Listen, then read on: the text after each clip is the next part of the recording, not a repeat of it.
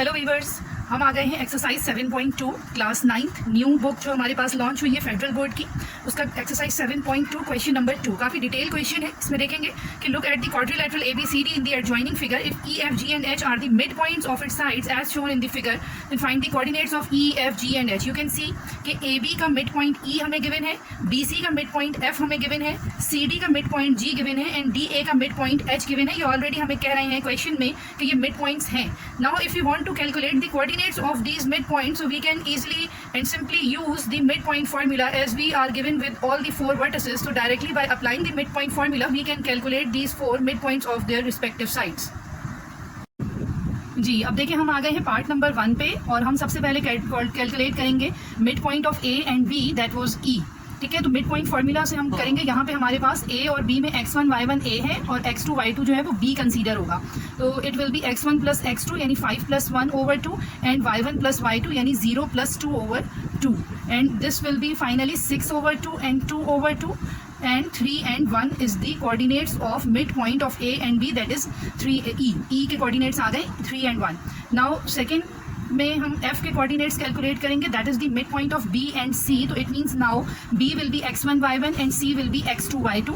तो ये बन जाएगा जी 5 plus 2 over 2 and 2 plus 6 over 2, that will be 7 over 2 and 8 over 2, जो कि फर्दर कैलकुलेट हो सकता है। 7 over 2 ऐसे ही रखेंगे हम एंड ये आ गए हमारे पास F के coordinates, that is the mid point of B and C। Now mid point of G, that now we will be calculating the coordinates of G, that is the midpoint of C and D। so C will act as x1 y1 and D will be x2 y2 for calculating G। so it will be -3 plus 2 over 2 and 2 plus 6 over 2। ये बन जाएगा -1 over 2 and 8 over 2। -1 over 2 को हम ऐसे ही रखेंगे and 8 over 2 will be 4। so this is coordinates of G, that is the midpoint of C and D। and lastly the coordinates of H, that is the midpoint of D and A। तो यहाँ पे point D will be x1 y1 and point A will be considered as x2 y2। तो अब इसके अंदर जब हम values put करेंगे तो it will be -3 plus 1 over 2 and 2 plus 0 over 2 and after further calculations ये हो जाएगा -2 over 2 and 2 over 2, that will be finally -1 and 1, that are the coordinates of H, midpoint of A and D, and we have now completed our part number 1। Okay, यहाँ पे हमने देखा कि we have solve question number 1 part number 1 and part number 2 में they are asking to draw the line segments E, F, F, G, G and H, E by joining the midpoints of its sides। ये देखें, ये pencil से you can draw it on the book as well. E, F अगर हमें draw करना है तो simply by putting the scale we can join these two sides. Similarly F, G, G, H and then H, E we can draw। then part number 3 में we have to calculate the distance E, F, F, G, G, H and H, E, and distance can be calculated by using the distance formula, or we have already calculated the coordinates of E, F, G and H in part number 1। so by applying distance formula we can calculate these distances। so let's go to find out and calculate part number 3। Okay, अब हम आ गए हैं part number 3 के ऊपर। Part number 3 जैसे अभी हमने समझा था कि we need to calculate distance E, F, F, G, G, H and E, H। तो सबसे पहले we are calculating distance E, F। E, F में जब हम डिस्टेंस फार्मूला लगाएंगे तो let us recall the distance formula, this is whole under root x2 minus x1 whole square plus y2 minus y1 whole square. और E, F हम calculate कर रहे हैं तो E will be x1 y1 and F will be considered as x2 y2। So now let us put the values. x2 minus x1 will be 7 over 2 minus 3 whole square and 4 minus 1 whole square, and that will be 7 over 2 minus 3 1 over 2 and square of that is 1 over 4 and 4 minus 1 is 3 and 3 square is 9। so 1 over 4 plus 9 is 37 over 4, that could be 37 over 2 units। this is distance E, F। जी, अब हम calculate करेंगे distance F, G। F को हमने consider कर लिया अब x1 y1 and G को हमने कंसीडर किया है x2 y2। By using distance formula we can calculate F, G। So distance formula क्या है, x2 माइनस x1 यानी -1 over 2 minus 7 over 2 whole square and 4 minus 4 whole square. So this will be 2 as it is आ जाएगा and this will be -8 हो जाएगा ये next step में and this will be 0। तो इसको हम लिखेंगे -8 over 2 का स्क्वायर एंड 0 स्क्वायर इज 0।